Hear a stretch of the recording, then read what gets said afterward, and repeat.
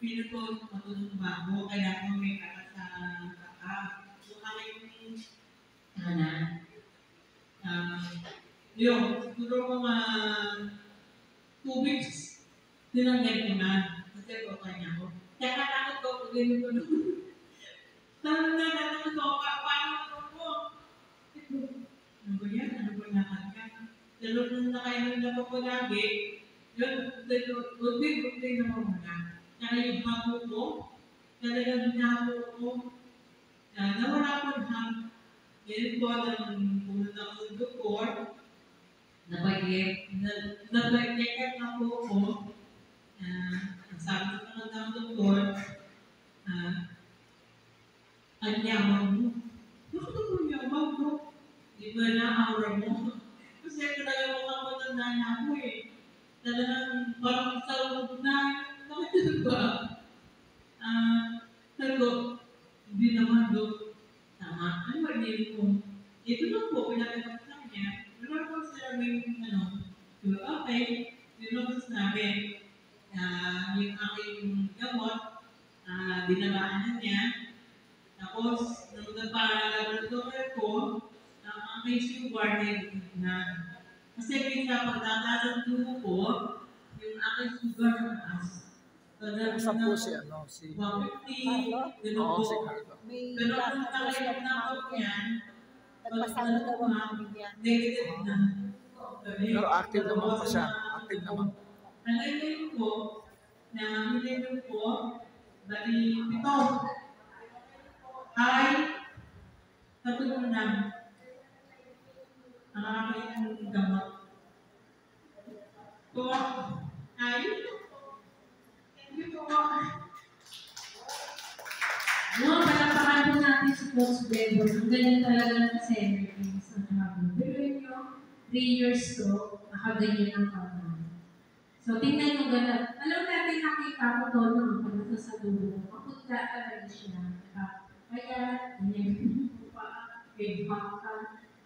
May feedback mo. O kasi dati siya yung nagdilinis na po eh. Ano siya, talagang healthy. Ngayon, mabutan na. Pero ngayon, masaya ako kasi. Kita niyo naman, ang laki ng recovery niya. Dahil sa celebrities. Patapakan po natin. So, yung susunod naman po na mag-testimony. Yan. Ang ating pong, ito, nag-suffer din siya ng matagal. Biruin nyo, ibiro yung sabi ko, walang lunas, kung sasaan siya nagpapakingin. So, pakinggan po natin si Coach Tita Delma.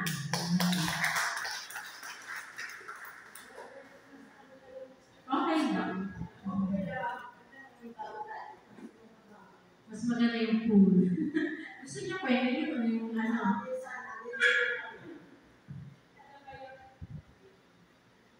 Pinirito ko na sa'yo. Sinend ko na nasa ko na yung testimony ko dati. Kaya sa ganyan yung pumunta. So, si Del Ocasyon, si Nona, matagal ko nakakilala yan, kasi Seni, mga kasama ko sa Presidential Life. Nagkaroon ako ng psoriasis, 1995. So, 2035, exacto 30 years. Diba? 30 years na akong nag-suffer. At saka hindi lang psoriasis, meron din akong psoriatic arthritis. Yung palang, para sa mga may psoriasis, more than 50% nagkakaroon ng psoriatic arthritis. Kaya yung mga daliri ko, na-deform na. Dahil, ang sabi ng doktor, kung ano meron sa balat, meron din ako sa ulo. Yung sabay tumating pa nga eh, nung meron akong psoriasis, sumakit din ang tuhod ko, umagalakang ako, hindi talaga ako makalakot, tumigil ako sa sakit ng paako ng tuhod.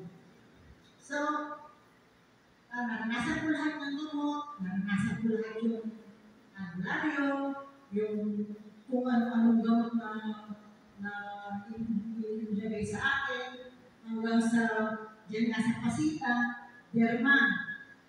Sa dami ng psoriasis ko, tinusok niya isang steroid. Yun pala, nung pumunta ako sabi niya, bawal na sa atin ang steroid. Sabi niya, pag may psoriasis ka pala, dapat meron ka ditong ban. Nasabihin mong psoriatic patient ka, para just in case daw na mawala ka ng alay, sa alam ng mga tao kung may sakit mo. So, hindi ka nila tuturukan ng steroid. Yun pala yung ano. So, dahil sa ulo ko, kung katawan ko, patutin yung kilay ko, nilagyan niya ng tinusok niya ng steroid. Pagkatapos doon, parang bilugbo. Ang dami talaga, sobra. Mula ulo hanggang paa, masasabi ko 99% ng katawan ko is psoriasis. Nasa probinsya natin mo, 3 buwan akong hindi lumalabas sa bahay. Lalabas lang ako ng bahay, pagpupunta ako sa Makati. Ang ginawag na sa akin Dr. Santos, yung binababad ako sa bathtub na may sorahin. Gamot yun, 30 minutes. Tapos, magkakaroon doon, itatapat niya ako sa mga ilaw para mamatay yung pula. Wala yung pula. Ganun lang ginawa niya sa akin. Ang naging epekto, nagbuka akong loob. Grabe ang itim. Grabe talaga ang itim. Kasi, sinasama ko sa araw. Hindi pala yun. Tapos, ang tagal-tagal bago ako naka-recover.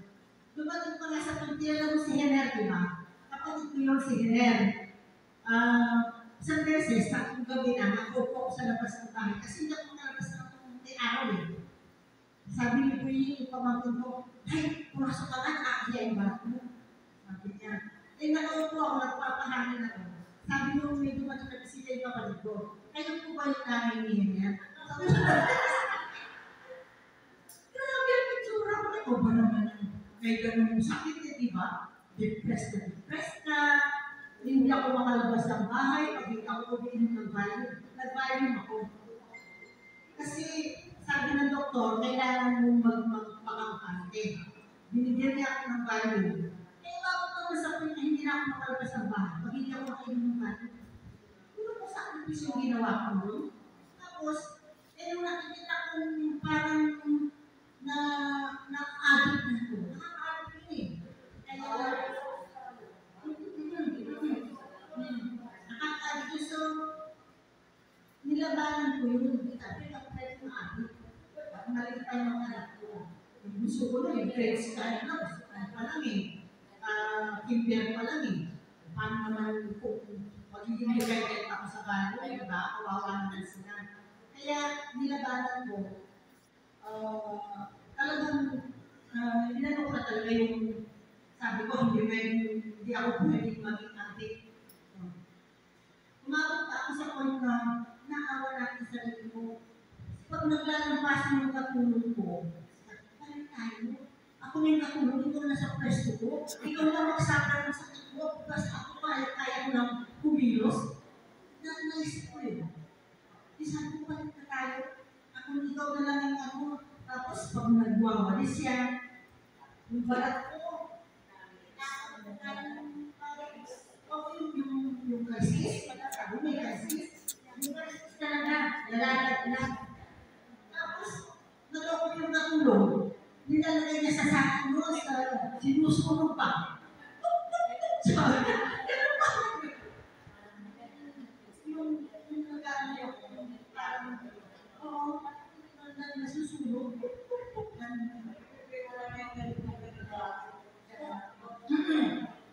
Kasi balat yun eh. Naranasan ko din yun.